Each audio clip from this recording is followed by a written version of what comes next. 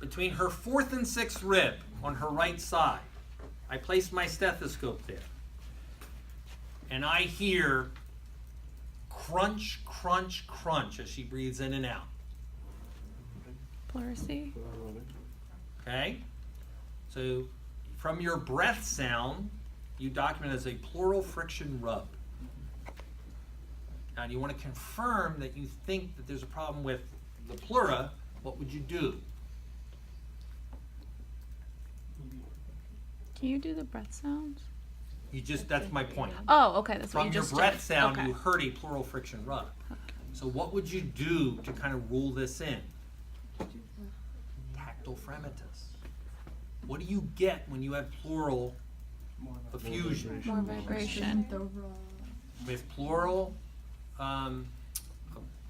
effusion, what happens to your fremitus? Is it increased fremitus or decreased fremitus? Increased. Are you sure? Oh wait, no, it decreases outside of the ball. Increases inside. Decreased fremitus. Because it's stuck inside. Because in this instance, it's insulating the lung tissue. Okay. So that one's a little more confusing because it's extra pulmonary. It's not inside the lung tissue. Okay? All right, so how about this? Patient's diagnosed with congestive heart failure. You walk in and they have a sputum cup next to their bed. And in that cup is pink and frothy sputum. Oh, don't ruin them. You then auscultate. And in many areas, you hear both inspiratory and expiratory crackles and inspiratory and expiratory wheezes. And they're inspiratory and expiratory biphasic. Okay? So you heard continuous sounds, wheezes, and discontinuous sounds, crackles, in multiple areas. Pink and frothy. This is pulmonary edema. Pulmonary edema will leach out into many areas of the lung. The heart's failing. Fluid is backing up.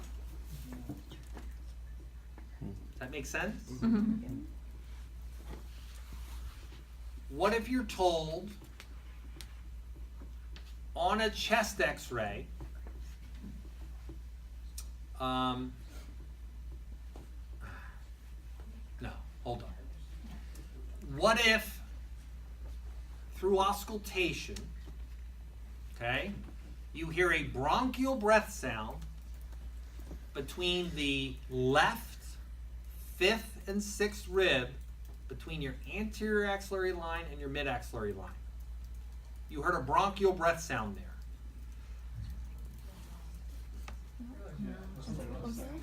Left, between your anterior axillary line and mid-axillary line, between the 5th and 6th rib.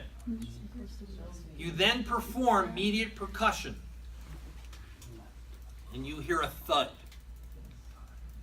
You perform lobar motion. Doesn't move very much. You do a tactile fremitus. And you get increased vibration there. What would you expect to see on chest x-ray? And where? See the white. Like a clear. So you would see The white. Opaque. radial opaqueness. Where? Left lower lobe, anterior segment. That's what you would expect to see. So I'm telling you, as a physical therapist, you shouldn't be able to diagnose pneumonia. But from that pieces of the puzzle, you should be able to say, well, it's going to be white from where I listened to and where my clinical exam pointed to. Remember our tympanic when I had her into left side lie? What would that x-ray look like? Radiolucency. Someone who's hyper inflated. They have a whole lot of a black abyss because they have that excess air there. Okay? You'll see that their diaphragm is depressed down. Is that all hopefully what this is doing now is starting to pull the pieces of the puzzle together for you. That's my hope. Does anyone have any questions? Yeah. Alright, so for the next half hour to 45 minutes, I want you to try to go through